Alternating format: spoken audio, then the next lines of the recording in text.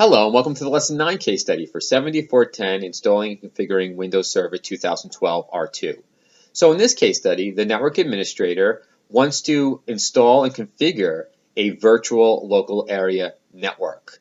And the way he's going to be doing that is by taking advantage of Hyper-V on a physical Windows Server 2012 R2 machine.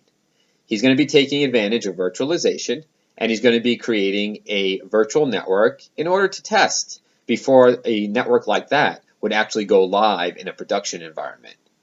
And this is a good thing to do because you never know what could happen when you're configuring a network, and you don't want to just put a network out there live and configure it and not really test it before it actually goes live into production, because, God forbid, there could be some issues with connectivity, there could be some other issues with the way you want to configure this network. So it's always good to have a virtual network to play around with and to test a lot of different configuration states before something actually goes live.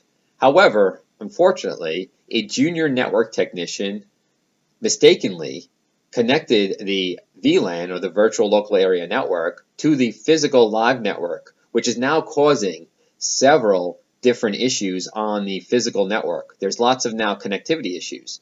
Something that's really affected by this is IP addressing.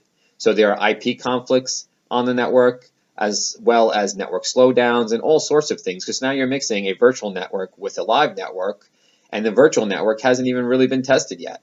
So that's something that the network administrator really has to look into. He has to look into why this happened, perhaps interview the junior network technician to find out what exactly happened and ensure it never happens again.